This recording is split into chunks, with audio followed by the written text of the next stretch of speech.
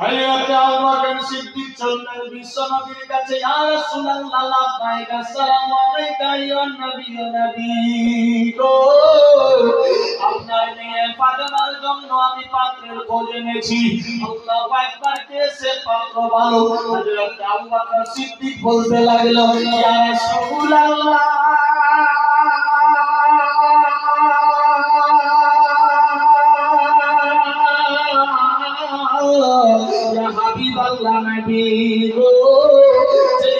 আপনার সঙ্গে সব সময় থাকে, সুখে দুঃখে জিহাদের ময়দানে যুদ্ধে যায়, আল্লাহু আকবার, আপনার সঙ্গে গোলামি করে মক্কা থেকে মদিনা অবধি পৌঁছে গিয়েছে। আল্লাহু আকবার, সেই লোকটাকে আমার হিসাবে পাত্র সেটিং হবে। নবী সাল্লাল্লাহু তাআলা আলাইহি ওয়াসাল্লাম বললেন, আবু বকর কে সেই ছেলেটা? আল্লাহু আকবার, আল্লাহু আকবার, ইয়া রাসূলুল্লাহ ইয়া হাবিবাল্লাহ, সেই ছেলেটা আর কেউ নয়, সেটা হলো হযরত আলী। আলী বলে, হ্যাঁ হযরত আলী। বিশ্বনবী মুচকি মেরে হাসতেন, আলী বিবাহ করবে? বলে, হ্যাঁ ইয়া রাসূলুল্লাহ লাব্বাইক। যাও, আল্লাহ যদি রাজি থাকে আর আলী যদি বিবাহ করে, আমি একবার কে রাজি। কোন রাইটার লিখেছে, বাতেনিতে হযরত আলী আর ফাতেমার জান্নাতেই বিবাহ আগে থেকেই খোদার হুকুমে সেটিং ছিল, জাহেরিতে হচ্ছে। চললেন আবু বকর সিদ্দিক আলীর কাছে, আলী কি খবর, তুমি রাজি আছো তো? কে বেটি দেবে? শোনো রে আলী, কেউ বেটি দেবে না, তবে আমি বহু কষ্ট করে তোমার জন্য পাত্রী খুঁজে এনেছি। এসে পাত্রী বলা ভালো, আল্লাহর হাবিব সাল্লাল্লাহু তাআলা আলাইহি ওয়াসাল্লামের বেটি, জান্নাতের রানী মা ফাতেমা তুজাহরা রাদিয়াল্লাহু তাআলা আনহা। ফাতেমারে কি তুমি বিবাহ করবা? হযরত আলী চমকে উঠলো, না না, কোথায় নবীর বেটি জান্নাতি, আমি কোথায় ছেড়ে খোদা আলী, নবী কি আমারে বেটি দেবে? বলে, আলী রে, তুমি একবার হাত খালি বলো, বিবাহের দিন তারিখ ঠিকঠাক হয়ে যাবে। আমি টেনশন না নিয়ে আওয়াজ করলেন, আমার আল্লাহ যদি রাজি থাকে, আল্লাহর নবী যদি আমার মেয়ে দেয়, আমিও একবারকে বিবাহ করে নেব, টেনশন নাই। আল্লাহু আকবার, কথাবার্তা হয়ে গেল। বিরাদার বন্ধুরা, হযরত আলীকে বললেন, আলী তুমি যে বিবাহ করবা, দিন মোহর লাগবে, দিন মোহর কই, দিন মোহর দিতে হবে। হযরত আলী বলেন, আবু বকর, আমার ভাই টাকা পয়সা কিছুই নাই, আমি বিশ্বনবীর সঙ্গে থাকি, 10 বছর ধরে গোলামি করি, যুদ্ধ জিহাদ ময়দানে যাই, সুখে দুঃখে নবীর সঙ্গে থাকি। আমার এক নম্বর মহামূল্যবান সম্পদ হলো বিশ্বনবীর মহব্বত, ভালোবাসা। দ্বিতীয় নম্বর হলো জুলফিকার, তৃতীয় নম্বর ঢাল, চতুর্থ নম্বরে একটা ঘোড়া, পঞ্চম নম্বরে একটা লৌহ বর্ম। আবু বকর রে, এই চারখানা জিনিস তো সব সময় কাজে লাগে, তবে লৌহ বর্মটা সব সময় কাজে লাগে না। আবু বকর, বিবাহ যদি একমাত্র করতে হয়, আমি লৌহ বর্ম বাজারে বিক্রি করে যাব, বিক্রি করে যা পয়সা হবে ওটাই হবে দেনমোহর। আল্লাহু আকবার, আল্লাহু আকবার, টেনশন না নিয়ে হযরত আলী এবং হযরত আবু বকর সিদ্দিক এবার চললেন বিশ্বনবীর দ্বারে। নবী গো, হযরত আলী রাজি হয়ে গেছে, ঠিক আছে, 3 তারিখ সেটিং করো। 3 তারিখ সেটিং হয়ে গেল। আল্লাহু আকবার, হযরত আলীকে নিয়ে আবু বকর সিদ্দিক মার্কেটে গেলেন, সওদাগরের দোকানে গিয়ে হাজির হয়েছে। এলো বর্ম বাজারে বিক্রি করব, কত দাম হবে? বাজার প্রাপ্য মূল্য রেট হয়ে গেল 480 দিরহাম। কত টাকা? 480 দিরহাম। তখনকার যুগে দিরহাম চলতো, এখন চলছে রিয়াল। কি চলছে? রিয়াল। আপনি 25 টাকা দেবেন তো 1 টাকা পাবেন, 10,000 টাকা দেবেন তো 400 রিয়াল পাবেন। यानी 25 টাকাতে 1 রিয়াল। ওখানকার 1 টাকার যতটা মূল্য, এখানে 25 টাকা। বেরাদার,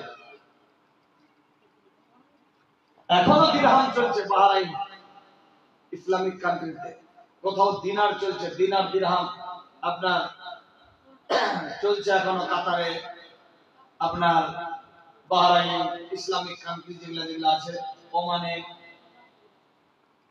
যাই হোক,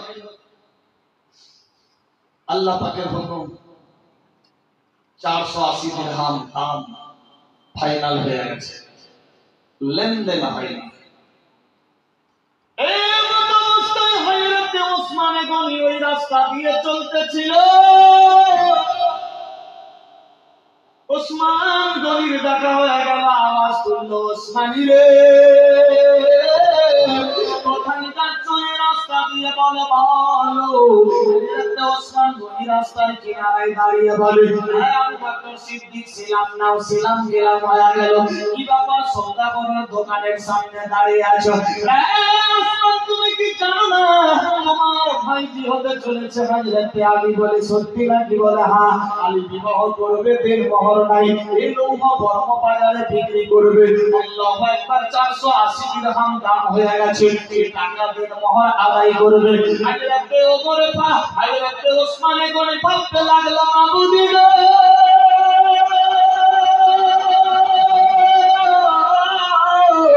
এই লৌহ বর্ম যদি ইহুদির হাতে চলে যায়, ইহুদি তো আর দেবে না লৌহ বর্ম। না না না, আল্লাহু আকবার, আল্লাহু আকবার, আমি ওসমানী গনি বিশাল ধন সম্পত্তির মালিক, না না না, আমি এই লৌহ বর্ম সওদাগরের হাতে যেতে দেব না, আমি আমার টাকা দিয়ে লৌহ বর্ম কিনে নেব। আমাকে হযরত আলী বিয়ের দাওয়াত দেবে, আমি দাওয়াত খেতে যাব, আমার এই লৌহ বর্মটা পুনরায় দান দিয়ে দেব। আলীর লৌহ বর্ম আলীর কাছে থেকে যাবে, বিবাহ হয়ে যাবে, দেন মোহর আদায় হয়ে যাবে, টেনশন নাই। এ ছিল সাহাবীদের নীতি। আর আমাদের মধ্যে আল্লাহু আকবার অবস্থা ডেঞ্জার, এই লড়াই করছে আরো লড়াই ফেলতে হবে, ঠিক কি না? কেউ খাদে পড়েছে তো ওটা মাটি দিয়ে উঠে উঠাস না, আল্লাহু আকবার। কেউ গাছে পড়েছে তো আরো ঠেলানা ছাড়া গাছকে কাটছে। আর হযরত ওসমানে গনি ভাবলেন দিস ইজ মুভমেন্ট, হিল মস্তিষ্কে ভাবা দরকার না, এই লৌহ বর্ম যদি ইহুদির হাতে চলে যায়, ইহুদি তো আর দেবে না, হয়তো যুদ্ধ জিহাদের ময়দানে ক্ষতিগ্রস্ত হতে পারে, ইসলামের হয়তো বিশাল খারাপ হতে পারে, না, এই লৌহ বর্ম আমি কিনে নেব, আমি টাকা দিয়ে দেব, ওই টাকা ও দেন মোহর আদায় করবে, আর আমাকে তো ফের দাওয়াত দেবে, তো আমি এই লৌহ বর্মটা দান দিয়ে দেব, জুমানো লিখে দেব। কি বলে আপনাদের দিকে, দান না জুমানো? দান। বেরাদার সাহাবীদের সিস্টেম, একে অপরকে বাঁচার চেষ্টা করতে হবে। যাই হোক, 5 দিনে আমার বাপের ক্ষমতা নাই জীবনী শেষ করার, 50 দিন বললেও শেষ হবে না। বেরাদার, তবে খেতে ছেড়ে নিয়ে মেনুমের চুম্বক ঘটনা তুলে ধরে আকারে ইঙ্গিতে বুঝে যাবে। 480 দিরহামে হযরত ওসমানে গনি কিনে নিলেন। বিবাহের চলছে আয়োজন। বিশ্ব নবী হযরত আবু বকর সিদ্দিককে বললেন, আবু বকর তুমি ওই বর এবং বরযাত্রী যারা আসবে তাদেরকে তুমি বসার খাওয়া দাওয়ার ভার দায়িত্ব আবু বকরকে দিয়ে দেবে।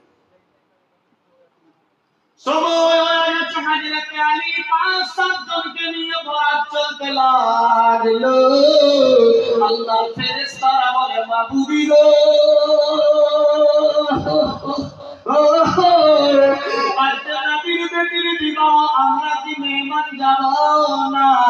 আমার আল্লাহ পাক রব্বুল ইজ্জত বললেন, ঠিক আছে জিবরাইল, আসমানের দ্বার খুলে দাও, ফেরেশতাদের পাঠিয়ে দাও, হাজার হাজার লক্ষ ডলার ফেরেশতা হুর গেলে মা বিশ্ব নবীর বাড়িতে ভিড় লাগাই, সবাই মেহমান হিসেবে নবীর বাড়িতে গেছে। ফাতেমার বিবাহ, আল্লাহু আকবার।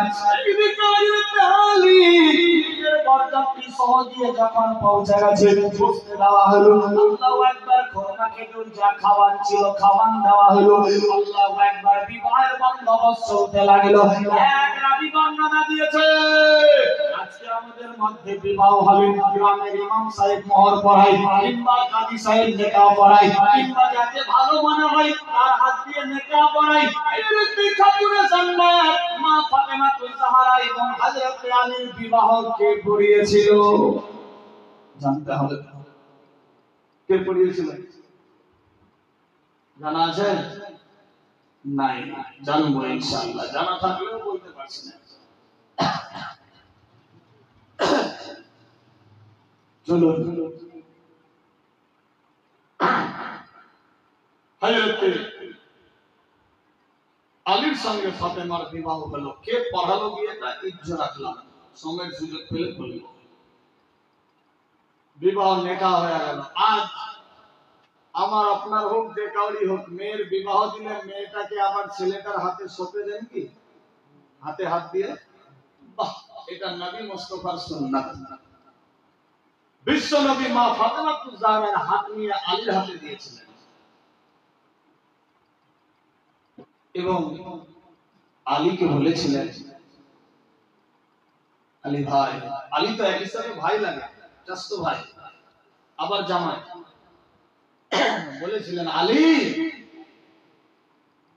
জান্নাতের রানী এতদিন অবধি আমার বাড়িতে ছিল, জান্নাতের রানীকে তোমার হাওয়ালা করে দিলাম, আজ থেকে তুমি এর হেফাজত করিও।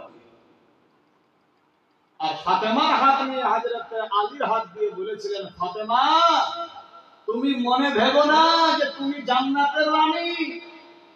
তুমি জান্নাতের রানী হতে পারো, কিন্তু তোমার জান্নাত তোমার স্বামী আলীর পায়ের তলায়। কথা বুঝতে পারলেন? আর আজকাল আমি আমার মেয়ের হাত দিয়ে যখন সপি, চোখ দিয়ে পানি ফেলে আর বলে, আমার বেটিকে জীবনে মারিনি, তুইও মারিস না। হ্যাঁ, আদর যত্ন করে মানুষ করেছে, এই জন্য তো মাথায় উঠেছে বেরিয়ে। বেরাদা কি বলেছিল বিশ্বনবী? আলী রে, এই জান্নাতের রানী তোমাকে দিলাম, তুমি তোমার জান্নাতের রানীর হেফাজত করিও। আর ফাতেমাকে বলেছিলেন, ফাতেমা, তুমি ভাবিও না আমি মেয়েদের জান্নাতের সর্দারিনী, তুমি জান্নাতের রানী হতে পারো, কিন্তু তোমার জান্নাত তোমার স্বামীর পায়ের তলায়। আল্লাহু আকবার। তুমি তোমার স্বামীর খেদমত করো। আরো বহু কিছু সঁপে দিলেন। তার আগে আল্লাহু আকবার, ফাতেমা কাঁদছেন। ফুফি আম্মা সুফিয়াকে, মাইশারাকে, আইমানকে, সবাইকে বললেন, তোমরা ফাতেমাকে সাজাও। কুলসুম, জাইনাব, ও আয়েশা, তোমরা ফাতেমাকে সাজাও। ফাতেমাকে সাজাচ্ছে। ফাতেমা চোখ দিয়ে ঝরঝর করে পানি ফেলছে। না, আমার মন নেই বিবাহ করার।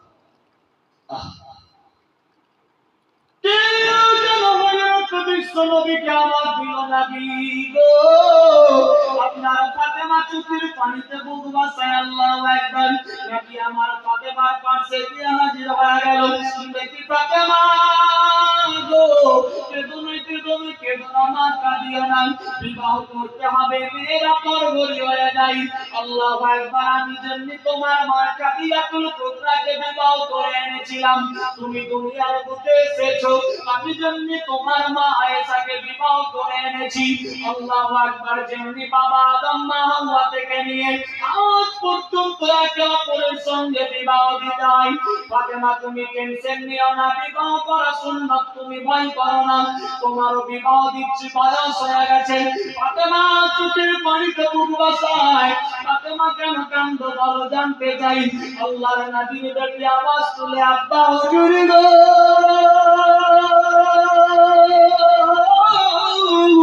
জীবনে একদিন করেছিলাম বিবাহ করবো না, কারণ আমি আমার জীবন চাইতে আপনাকে বেশি ভালোবাসি। আল্লাহর নবী মুস্তাফার চোখ দিয়ে আঁসু বইতে লাগলো। ফাতেমা, যেমনি তুমি আমাকে ভালোবাসো, আমিও সেই রকম তোমাকে ভালোবাসি। ফাতেমা টেনশন নিও না, নিও না, নিও না। আল্লাহর নবীর বেটি খাতুনে জান্নাত চোখের পানি ফেলতে লাগলো।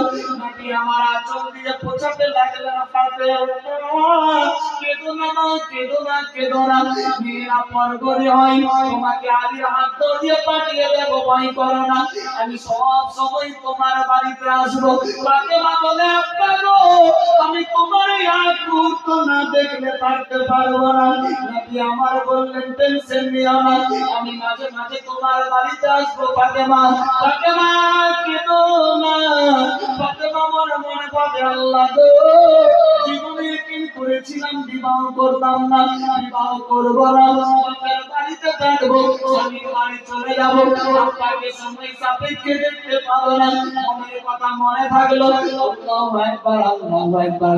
ফাতেমাকে বুঝিয়ে দিল, ফাতেমাকে সাজাতে বললো। এবার নবী মুস্তাফা চলে গেলেন মেহমানদের দিকে। ফাতেমা সাজে সজ্জিত হয়ে যায়, আবার ফাতেমা চোখের পানিতে বুক ভাসিয়ে কাঁদে। নবী আমার চলে আসলো। ফাতেমা কেঁদো না মা, কেঁদো না, কেঁদো না মা, আয় জড়িয়ে নেই। আল্লাহু আকবার। ফাতেমাকে জড়িয়ে গালে মুখে চুম্বন দিয়ে ফাতেমারে বিদায় দিতে লাগলো। আল্লাহু আকবার। নবী আমার বলে ফাতেমা গো,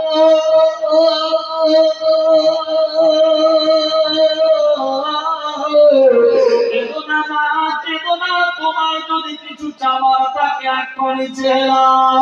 তুমি আজকে যা চাইবে আমি নবী মুস্তাফাই তাই দিয়ে দেব। আল্লাহু আকবার আল্লাহু আকবার। বিশ্বনবী বেটিকে খালি হাত কি করে পাঠাবে? নিজের ঘরের মধ্যে খুঁজতে লাগলো। তিনখানা জিনিস বিশ্বনবী দিলেন দান স্বরূপ। এক নম্বরে জাতা, তবুও নতুন ছিল না, পুরাতন। আল্লাহু আকবার। দ্বিতীয় নম্বরে চেটাই, তবুও নতুন ছিল না, পুরাতন। তৃতীয় নম্বরে একটা মস্কো বা ঘুঁটি পানি খাওয়ার জন্য, আল্লাহু আকবার, নতুন ছিল না, পুরাতন। ফাতেমার মন যেন ভারী ভারী লাগে। নবী আমার বললেন ফাতেমা তুমি যা চাইবা চেয়ে নাও, পেয়ে যাবে, টেনশন নাই। আল্লাহর নবীর বেটি বলে আব্বা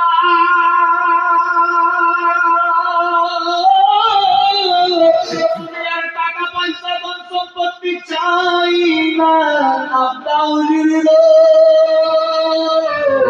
আমার হাতটা লম্বা করে দাও, কোন ফকির যাতে আমার বাড়ি থেকে ফেরত না হয়। আমার হাত লম্বা করে দাও, কোন ফকির যাতে খালি হাত আমার বাড়ি থেকে ফেরত না যায়। আজকাল আল্লাহু আকবার অবস্থা danger, bank balance crore crore চাল, ফকির আসলে ঠিক পাই না, ভুল চলে বেরারা। ফাতেমা প্রথমেই চাইলেন আমার হাতকে লম্বা করো, কোন ফকির যাতে আমার বাড়ি থেকে ফেরত না যায়।